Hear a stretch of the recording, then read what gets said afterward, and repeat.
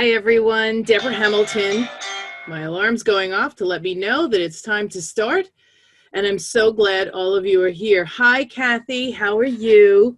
I'm so grateful that everyone comes every week and helps me celebrate this wonderful program where people learn how to make a plan for the care of their pets. And so today I have a few questions that came up during the week from clients of mine, one of them being Kathy, I might add. And so I want to address them. I'm going to pull them out. They're right here. And it really is interesting how important it is to make a plan for your pet. And I can't tell you, Connie Kohler, who is one of our regulars on this program, can't make it tonight, likely because some of her friends live in some of the hard-hit areas in California where the fires are going through. I'm telling you, this is my passion right now, is to help people who are in the eye of the storm, either Marco. Back then, okay? Come on. Come on. Either Marco or Laura, and really need to make sure that people understand the importance of getting out and getting out early, because it really makes a difference. Sitting in bumper to bumper traffic with your dogs and cats, you're anxious, they're anxious, makes it really difficult. And then finding a place to go makes it even more difficult. Hi, Sharon. Hi, Rose. It's great to see you all. I just started. I was talking about how this is my passion, this program, making sure people have the ability to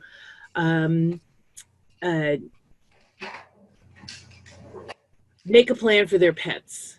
Because as we sit here tonight, pets in the path of Laura and in the path of Marco, I think the other storm's name is, are going to need to find a place to go. And to find a place to go today, when the storm is going to hit tomorrow, is definitely a lot more difficult than if you had a plan in place and you knew you could call your friend in Alabama, northern Texas, northern Tennessee, or somewhere so that you could go and be safe with your pets. One of my colleagues who's on here all the time, Connie, whose last name just went out of my brain, Connie Kohler, is not with us tonight because she has a number of friends who are fighting the fires in California. I'm just waiting for pestilence. That's what I'm waiting for, because we have the floods, we have the fires, and now all we need is pestilence. So I'm so glad all of you are here. The program and the community here was built in the beginning of the later part of March, beginning of April, to help people make a plan for their pets because of the pandemic. I don't know how many of you know that pets were taken out of people's homes when they were put in hospitals because of COVID, and they were taken to shelters because there was no plan. There was nothing for them to follow. There was no idea what was going to happen. And if we live alone, that's difficult, and there's a way to make a plan for that. If we live with our family, having a plan will make it so much easier to take care of your pets. They were just saying in one of the horse groups that I am very affiliated with, that you should spray paint your telephone number on your horse so that when they run away from the fire and or the flood, they can be called to come back with you. And one woman uses, I don't know if anyone's seen the cow ear tags that they use. Well, they braid those into the horse's mane with their name, address, and telephone number on it, so that when the horses run, instead of spraying them with spray paint, they can then find the people who own the horses if the horses survive the floods. Fire and flood are very difficult. Horses tend to, I remember when the big racetrack went on fire, horses tend to run away from fire. If they don't get into traffic or something like that, they can survive. You can round them up again. But wouldn't it be better? I had a program up in the hills of Northern California with a colleague of mine whose neighborhood had 25 horses. And I went up and we all talked and we made a MAAP plan. Everybody made a MAAP plan. It was fabulous. but they all recognized that they needed to put hitches on their other cars. They all had a hitch for their trailer, but they didn't have a hitch for another trailer. And they said, well, we just always thought we'd go down and come back up. And I said, and how many of you have ever been let back up the hill once the fire starts? And they go, oh yeah, nobody. I said, right. So you can't do that. You really need to hook up when you're leaving, if you can take 2 trailers, you should. So my name is Deborah Hamilton. I'm an attorney who helps people resolve conflicts over animals, but this community that I've built over COVID is helping people make a plan for the care of their pets. So I'm going to start with asking everybody how they are. So I'm going to start with you, Kathy. How's everything going? Can you hear me okay, Deborah? I can, absolutely. Because I don't know why my face isn't on the screen. We have to turn on your video. I thought I did. So while you're figuring that out, let me go to Sharon. Sharon, welcome. How are you? Well, I'm okay, I guess, today. I ventured out yesterday after staying in all these months. I went to the DMV. Oh, God. Yeah, what a place to go is your first place to go out, right? I know, and I'm sure I'm going to isolate, for 2 weeks. Not that I wouldn't be isolating anyway, but I know. I've been so careful. Yeah, I think all of us have. Everybody had their masks on, and most people tried to behave pretty well, but I wasn't able to finish my process because I didn't have the right document, and it's probably just as well because I would have ended up in this photo queue where it looks like they were more, maybe more a little bunched up than I was. So, but it was an experience. So where are you located? Which DMV were you going to? What state? Oh, I'm in California. Wonderful. So you're experiencing maybe some of the fires. I know my son is. Oh, yes. I mean, this is very scary. Very today, scary. The fog and wind have come up and blew the smoke out of here for right now. And the part of the fire that's in my county is, I think they were up to 19% containment, but I'm in San Mateo County, and most of that fire is in Santa Cruz County, but they still had to evacuate livestock up to the Cow Palace in Daly City, which is our, where we've always had the bench show, and they've never. Right. Never, we aren't having any shows anymore, right? Nothing. No, that's right. And But I know exactly where the Cow Palace is. I was there for the Beverly Hills Dog Show. I think the Beverly Hills Dog Show is in the Cow Palace, isn't it? No, that's the Golden Gate Kennel Club show. Oh, okay. Golden Gate. I knew I was there a few times when I was out in California. So California is a big, long state, and when you're from the East Coast, it's all kind of bunched up all the way to Florida. Right. But, well, I always say the ocean's on the wrong side. My son lives in North Hollywood, so he always says, Mom, come on out. And I go, I don't know north from south because the ocean's on the wrong side. I said, the ocean's supposed to be on my right when I'm going north and on my left when I'm going south. And it isn't, and so it screws me all up. But I'm so glad you're here. So what kind of dogs do you have? Or cats, or birds, or horses? No, well, I have Dalmatians. Wonderful. You're not in that ABA companion animal law group that Meredith Walsh is now chairing, and she wants everybody to send her pictures of their dogs for her to put on her stuff. I'm not sending her pictures of my dogs. Yeah. Even though back in an older time, Joan Schaffner knew the father of my dogs. I mean, yep. I just want to keep this quiet because I don't want to say, once you see them, I mean, they're not their kind of dogs. So no, I know. I'm referred to in that group as one of those. So you're like me. You're one of them. Yeah. You're one of them. Yes, and there was one of those meetings where one of your, it looked like a large male dog was climbing on your lap. Oh, yes, it was Junie. Yes, he was. He was climbing on my lap. Yes. And you know what? Before COVID, I would get angry with him and tell him to go down. And now I say, when his little face, especially with this screensaver here, this virtual screen, he just sort of pops on the screen and everybody laughs. So I go, you know what? Just for levity, I'm okay with him coming into the room. So I'm so glad you're here, Sharon, because I'm going to have to keep in touch with you because we are, birds of a feather. I know this group that wants nothing more to do with us than, but we digress. So let me go. No, but we hang out with them, but I don't want them seeing I don't want my dog's pictures on I just wish that we could somehow have them listen with a sense of appreciation for another point of view, because you've probably had Dalmatians all your life. I've had Irish setters all my life. Really, it's not that responsible ownership and responsible breeding is not the same. So we all have to understand where we're coming from and appreciate what everybody wants. Not every shoe fits every foot. Well, I've been around them for years, but it takes a certain getting yourself together to be able to work with them. But I've had years of experience. Yeah, so you and I'll have to compare notes later on. So I'm going to go. We're the last survivors now. Yeah, we are. Do you know, I go to dog shows. Well, I go to nationals all the time and talk about this program, the MAAP program, with big nationals. So if the Dalmatians want me to come, have me come. Because there's so much that we have to do when we travel with purebred dogs, because of the possibility of, if you have a car accident, the dogs will be taken to the shelter. Do you have a plan for them? Because there are so many things. When I get through with the national club, everybody, it feels as if they've been hit with a fire hose, because there are so many little pieces that they don't think about. But because you and I sit in those meetings, we know what the things are that could happen, and you have to make a plan for it. You have to have a note on your dashboard saying, in case of emergency, do not take these dogs to a shelter.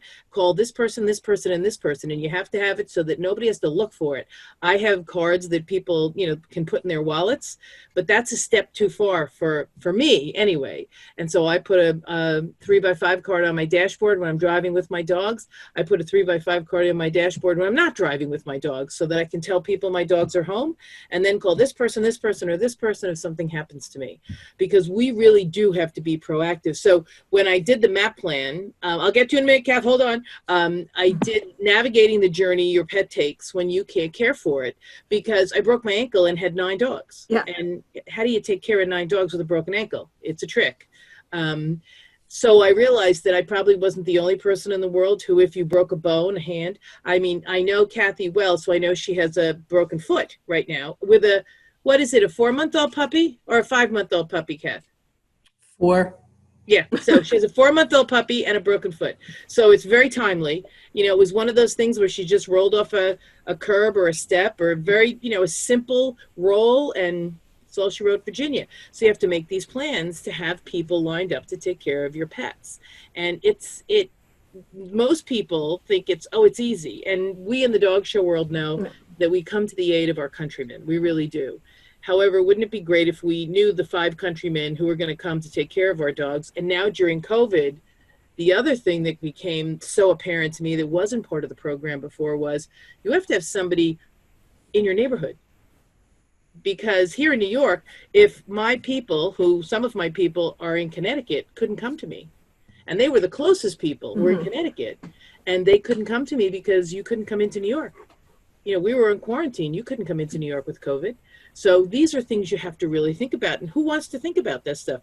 So it's make a plan, address the needs of your pet. So you have to sit down. And if you go to my website, hamiltonlawmediation.com, MAAP, M-A-A-P, I think it's a hyphen and then blueprint, or it's a backslash and then blueprint. I'm sure that Rose will pop it into the chat so we can see it. You can get all the information you need to figure out how to make one of these, because it's really important to understand exactly the pieces of the puzzle you have to put together. I just sat in on a trust and estate person who was talking about pet trusts and trustees, and I sat there and I went, this would scare me away, because they don't want to really help you find the caregivers for your pets. They just want you to build a trust and leave you on your own. And quite frankly, it's a synergy that has to happen with the trust and estate attorney. And Connie Kohler, who's usually on here, her attorney and I have worked together closely to build her trust documents and her estate documents. So her dogs, she knows exactly where they're going to go, who's going to get them.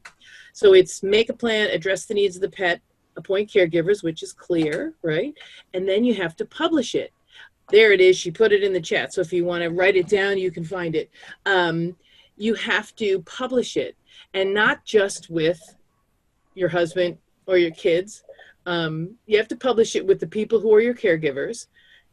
And I always say you have to have redundancy.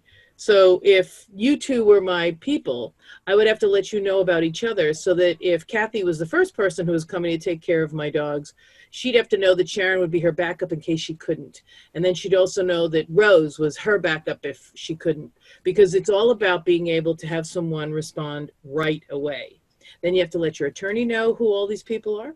And then you have to let your veterinarian know who all these people are, because if they have to bring your dog to the vet and they're not on that list at the vet's office, your vet is not supposed to take care of them.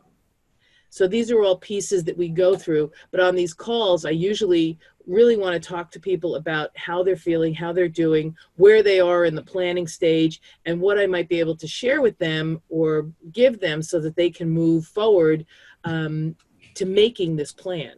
So let me check in with Kathy. So broken foot and a 4-month-old puppy. What else is new, Kat?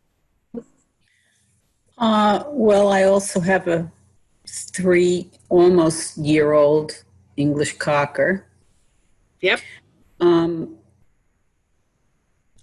going, I mean, I've been in this cast, for a month. I'm going for a second opinion Monday.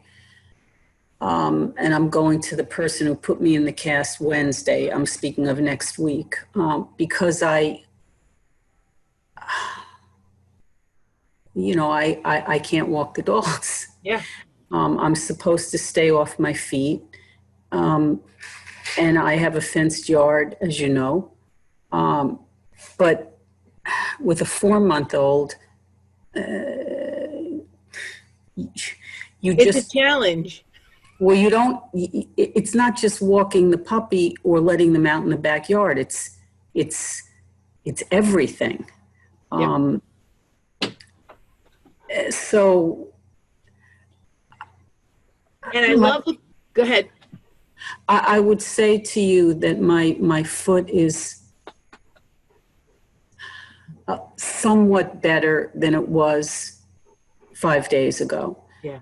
But I'm afraid to do anything with it for fear of complicating the situation and extending what's already been a horror show. Yeah, you want to follow the directions, because I remember with my ankle, I wanted to follow the directions because I didn't want to do more than 8 weeks. And I don't know if you remember, right after my cast came off, I was the chairman of the National and had to walk on uneven ground. So the doctor said to me, I'd put the boot back on. He goes, I put the boot back on because you know what, you twist your ankle. He goes, it's gone, it's shot.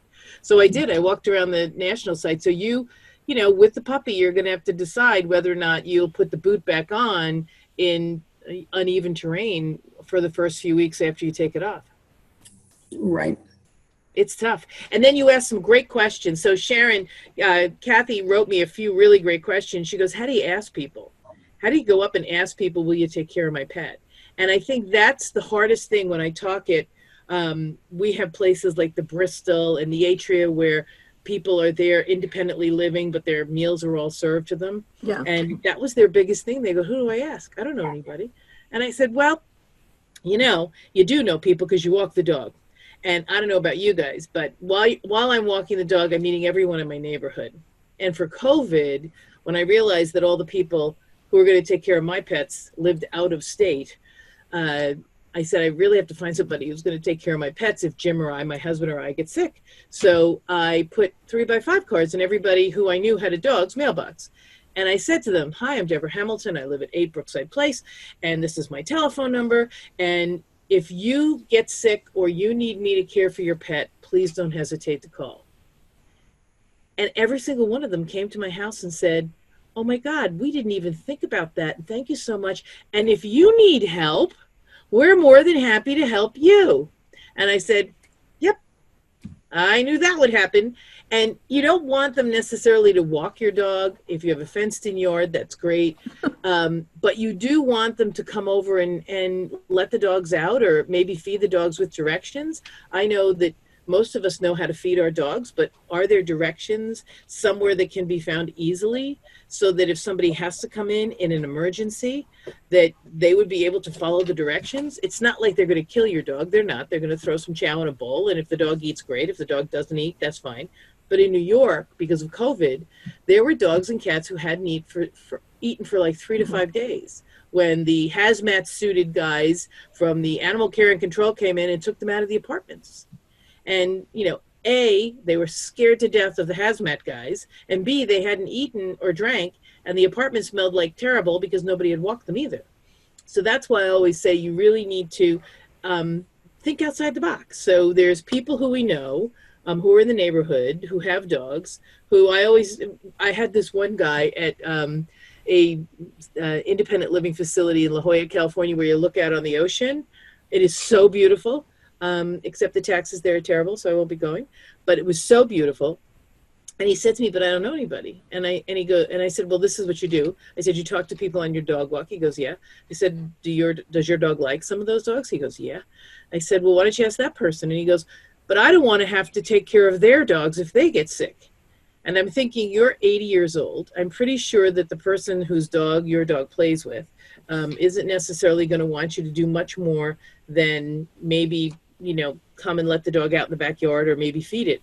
I said, "But that's all right. It's not always a quid pro quo. Sometimes it's, this is what I'm going to do, and it'll work." But you just have to ask. And you're right, Kathy. Asking is the hardest thing, and finding the people to ask is the hardest thing. But I always tell people who come to my workshops, do you like one of the kids who's a vet tech at your vets?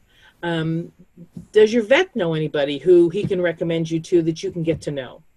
I know people don't always like to have people in their home. They don't like to have strangers take care of their dogs. But it really is important to have somebody who is nearby who can take care of your dog, and especially somebody who knows your dog. I give talks all the time. I was the keynote speaker at the International Boarding and Pet Sitting Conference 2 or 3 years ago. And all of those people, when I talked about the MAAP program, said, "Oh my God, you're right. Everybody's bringing their dog to me. And if there's a disaster, I don't have enough room for 14 dogs or 20 dogs or 25 dogs." So you really need to make sure that if you're in the business, that you make a plan to help disperse the 25 dogs, or if you have a number of dogs, you make sure that you have redundancy. That's my biggest thing. And Sharon, I don't know how you feel about this, but I always feel that there's always got to be at least 2, hopefully 3, that would take your dog in a pinch if something happens. Well, it's nice if you can, but over the years, when you're in a breed for many, many years, and not only a breed, I run what AKC calls a state-affiliated federation. I mean, I've known many, many people. We had a lot of really close friends. By now, some of them have died. They keep dying over the years. I mean, they didn't all die at once. I mean, some people died, more people came along. But over the years, a lot of them are dead, and the ones that are dead have moved away. Yeah. Of the the people who that you're close to, right? Are people that could handle your dog. Yeah. And the people in the neighborhood are not really up to it. Wouldn't be up to dealing with the vet. They don't know, but they just don't know. So we have very few fanciers anywhere in the whole area. People in my breed have moved away. I mean, there are some, but, and some people, one person who is close to my dogs is up in Vacaville, where I don't think she was actually evacuated, but she was close to the fire. Right. And people, I mean, we've been hit with one thing after another. Yep. So no matter how good your plans and support are at one point, time passes and they're all gone.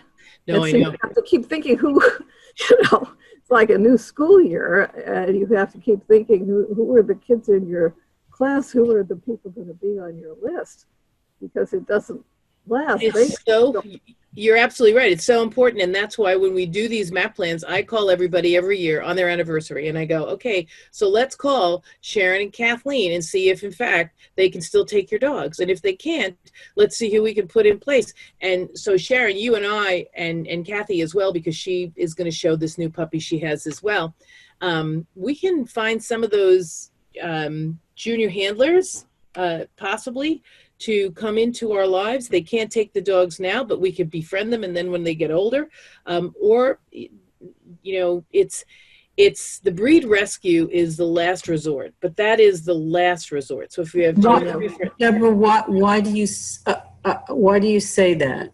because you always want to leave the breed rescue as the last resort. So the people who run Dalmatian and affiliated with the National Club, not some Dalmatian rescue. But why is it the last resort? Because they don't know the dog? No, because if all of the people who you've appointed can't take the dog, they will always take the dog. Yes, but you're saying, maybe I'm misunderstanding. I thought you meant as a last resort, it's also a bad Oh resort. no, it's not a bad resort. It's the one that you have to put in so that everybody knows that it's not going to go to Animal Care and Control or a shelter. It's going to go to Irish Setter Club America Rescue, liaison in New Jersey or whatever, and you have to always keep that updated so that they know to call, Mary Jones, who's the head of rescue in the Northeast, or Mary Smith, who's the head of rescue in California for Dalmatian, because you really don't ever want the dogs to go into a shelter or Animal Care and Control. And it really is frightening because neither of you were on the call when we talked about the woman who fell down in her house and was being taken out of her house. She had a 9-year-old Afghan. She showed it. It was a beautiful dog. It was her only dog. She was in her 70s, and she fell and broke something and was being wheeled out, and they were taking her dog out. And she goes, "What are you doing with my dog?" And they said, "Well, we're going to take it to the Animal Care and Control, but it'll be there when you get out." So, of course, she had to have surgery, and then she had to go to rehab. So it was like a month, and she didn't take her phone with her. And so they tried to call her, and they didn't get her. So Animal Care and Control gave it to Afghan Rescue, and Afghan Rescue adopted it out. And under the contracts for Afghan Rescue, once the dog has been with Animal Care and Control for a certain period of time, Animal Care and Control can then release the dog to a rescue, and the rescue can then adopt the dog out. And their contracts are written by really smart attorneys who are part of those ABA groups that Sharon and I belong to. And you can't get that dog back, and you can't know where that dog went. I don't mean to ask a stupid question. You're never asking a stupid question. Why Trust us. I can't comprehend somebody not taking their phone.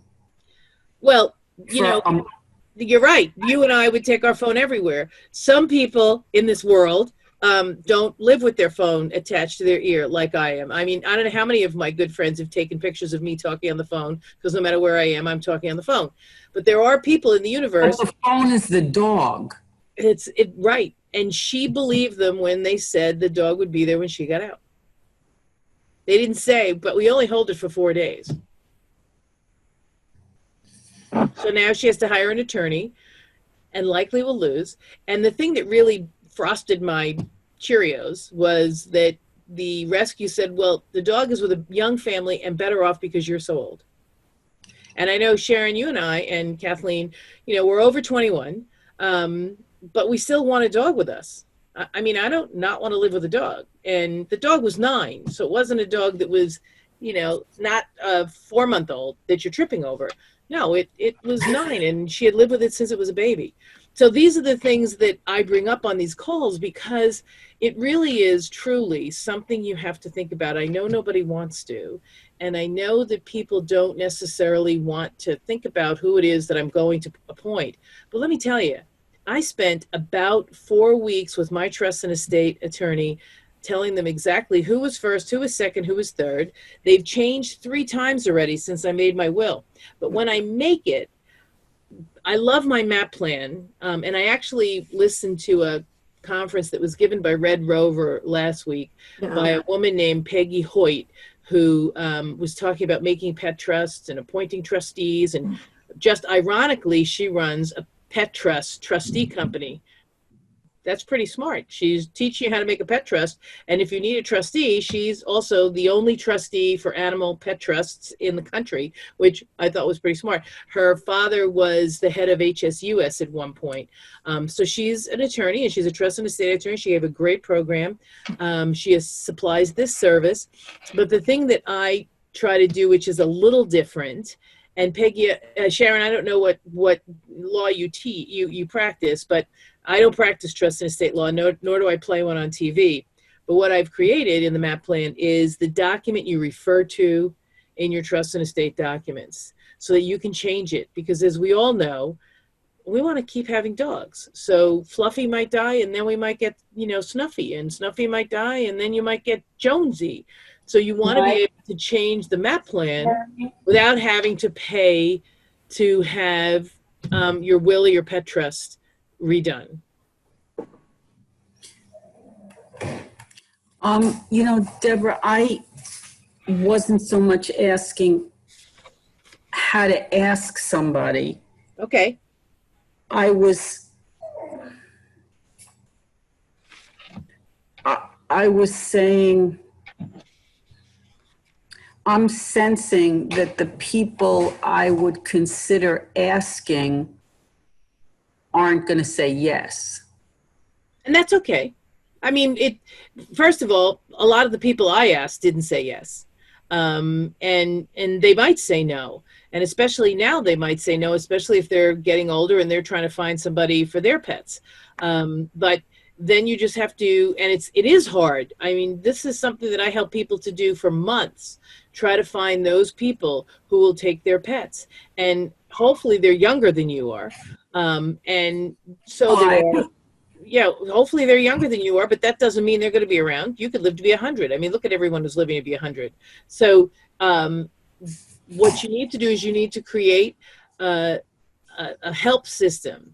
And often I say to people, it might be worth your while to find a dog walker, find a pet sitter, find something that you can befriend to at least do the interim.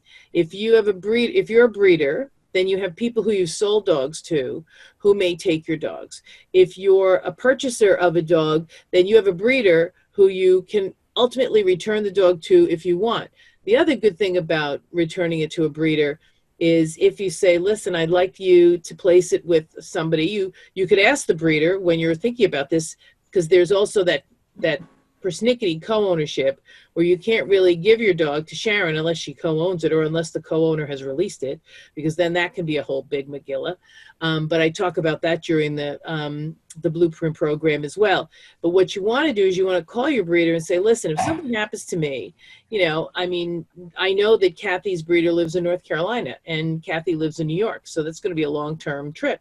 So if you call her and you say, listen, do you know anybody out here who you would feel good about introducing me to so that I could find somebody as a backup up here? And they'll say, well, I know Steve or I know Joe or whatever. I mean, who knows if Mary had somebody up in Fort Salonga, where she used to live, who she would feel good about saying, yeah, when I traveled, this is who I had come over. And maybe it was Heather, who is I know Kathy, Sharon, so that's why I know all these names. It could be, but it might not be. And people's lives change. Their desire to do a certain job changes. So then what you need to do is you just really need to, you have a great vet. I talk to the vet. I talk to the vet techs. I talk to the groomer to see if you have a groomer that you go to or somewhere where you bathe them other than the bathtub. Because we really have to go out of our way to do this. You're giving me some ideas. 1 sec. Mike, could you make me a drink? I vaguely thought about asking the vet techs, and to ask some, like when you get dog walker names way back when, I've thought of some of those things, and you're reiterating that. And you've also got Nicole and the boys down the street with McAllen.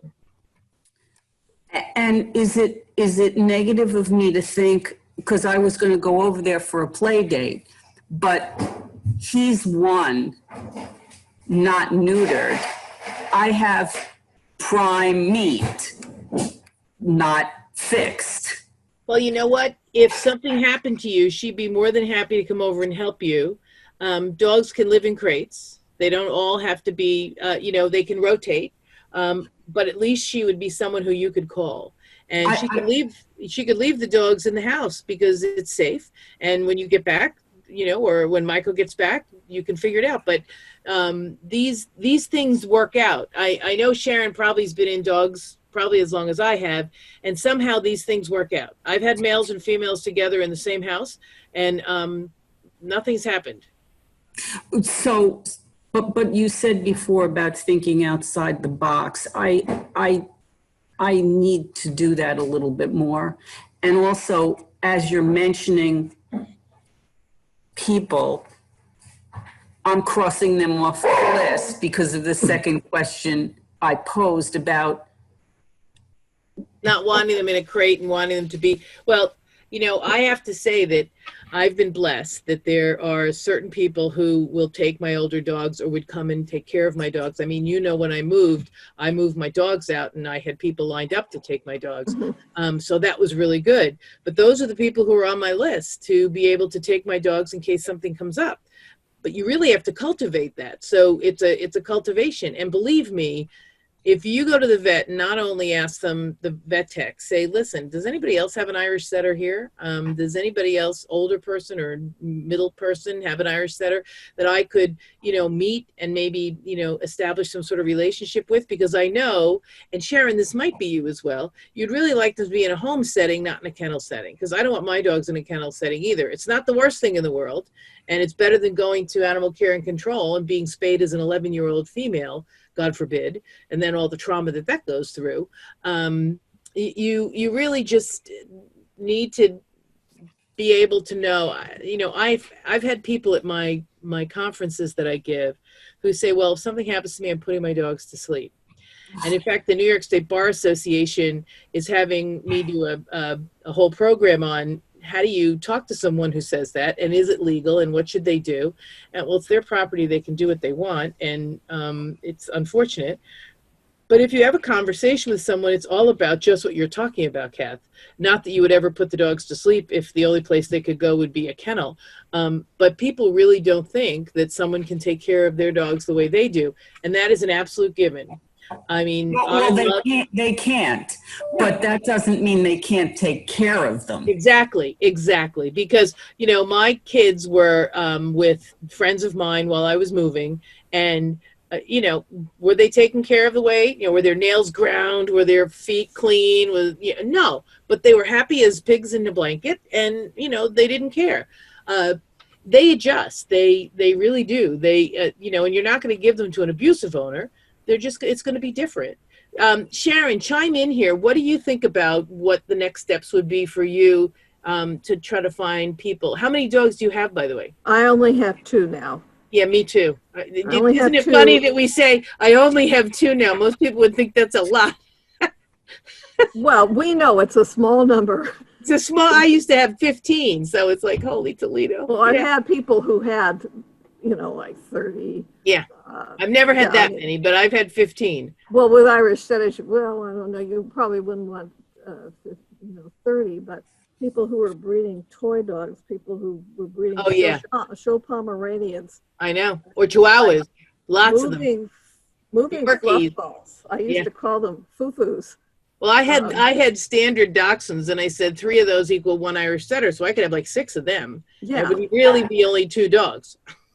And if you're actively breeding, some of those breeds that have very small litters, they're hard to breed. They may need C-sections. She used to breed 6 of them at a time, and she'd be lucky to get, 1 good litter out of that. Yeah. So different breeds, different people at different times of their lives have entirely different situations that almost have to be handled by other fanciers. Yep. Some of us we've got older dogs and we've only got 2 of them. Pet people could manage them. Right. And when you have 2, you sometimes think they should go together because they love each other. And there's 2 schools of thought, right? There's that they get away and get to be the queen of the couch, which is where my Athena is now. She's one of 3, but she's actually staying with friends of mine, dear friends of mine. And she's the queen of the castle, and she comes home and she likes being home, but she'd rather be there. And she tells me that on certain terms. Well, and you see these rescue offerings all the time, bonded pair, but some of them are bonded pairs. Mine are not particularly that bonded. Yeah. I mean, I don't think they'd have to go together. My female could live in somebody else's house without being a problem. I'm not sure. My male, he's sired by my dog, not raised by me. I got him when he was almost 2. he's got some issues that I could manage, but I'm not sure about Right. somebody. That's the other thing. Not everybody would want him, and even if he's behaving, and so he's got kind of loose lips. He drools like a, if you had a Like a drooly fire breed, hydrant, right? yeah, but most Dalmatians don't drool the way he does, and he's kind of it's like he thinks he's a Rottweiler, so he kind of talks a lot. He isn't necessarily going to attack anybody, but he just talks a lot. Yeah. It wouldn't be the easiest dog for people that were serious dog people at some point in their lives and the skill level. But if you only have cocker-sized dogs, there's more. There's more to know. Absolutely. Well, Absolutely. there's more people who could manage the size of the type of dog. Yep. Not like an Irish setter. It's interesting because I walk my 2 dogs every night, and one guy walked up to me today and said, "Oh, they're walking you," and I said, "Well, not really, but I guess it does look that way, but no, not really. They do help me up the hills, I have to say. I'm so glad I have the, team of reindeer to get up the hills, but really they're pretty good." But you're absolutely right, and it's interesting because here we are. We have these dogs that some of them are show dogs. Kathy's have been show dogs, or the young one hopefully will be, and they get to be pretty independent. And they do adjust pretty easily. So it's something that we want, but that they might not really need. And if they get a great home, isn't that like the best? And the thing I think, the last thing I'll leave you with, because it's 41 and I hate to keep people longer than I'm supposed to when I say it's 30 minutes. I think what we need to do is we need to create mentorship in the national clubs, where we talk about what would happen going forward. Because as I said, the national clubs of every breed come to the aid of their countrymen. But if you don't figure out who that countryman you want to take your dogs is, then you're not going to be able to have them take the dog that you want. So you really need to make sure that you work together. And I think this is the reason why most of the national clubs have me come, because I really want to talk about, the dogs that are alive. But in the next episode of the MAP plan during COVID, what happens to the frozen sperm? Most people don't make any plans for the frozen sperm. And I don't know how endangered Dalmatians are. Irish setters have a pretty small gene pool. We have very narrow gene pool, especially with the back cross breeding. No, people should have plans. I don't have any frozen I never thought of that, but boy, is that absolutely. And you know what? There are a lot of breeders. So Sharon, correct me if I'm wrong, but there are a lot of breeders who want to destroy it because they don't want Deborah Hamilton to get her hands. So she makes her breeding program better by using my sperm. And it's like, oh my goodness, really? And of course, the National Club doesn't want to get involved with it because of all the legalities as well. So that's why people like Sharon and I have to sort of have a conversation with them and say, listen, this is really important. This is our gene pool. We don't want to get where the German wire hair pointing Griffons are, which is, I think they have 7 viable males or something in their breed pool, in their gene pool. So they're starting a foundation that's going to have the gene pool, frozen and enlarged and hope for better. But this has been a fabulous conversation. Do you guys have any questions that I didn't answer? And please don't hesitate to write me after this if you think of something. Well, I just have to keep thinking because right now I haven't really got the people anymore. There are times I used to have a lot of people and I haven't got them. Now there may be people if I think maybe. No, you have to really. It's the that part of the appoint caregivers. I mean, the make the plan is the meat and potatoes, because that's the whole bailiwick.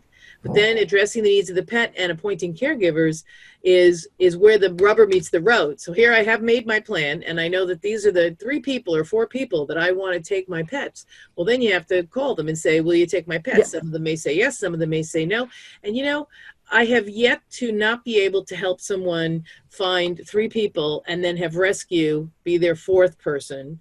To be the caregivers to their pets. It's what I'm good at it. I'm good at, listening and picking out every single piece of people who would have a remote relationship with you that would be able to take your pet. So let me help.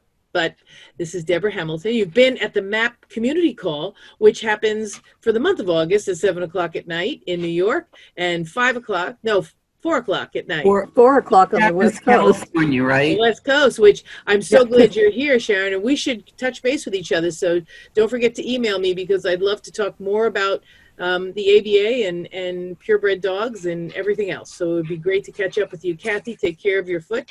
And again, this is Deborah Hamilton, Hamilton Law Mediation. I'm so glad you're here. Make sure you make a plan for your pet. It is imperative. Thank you, girls, for coming. I'm so grateful.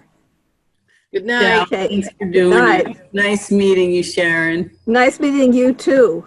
Okay. Yep, we got a great community here. Don't ever not come. We are always here. We're always thinking of something new. Okay. Ciao. Bye.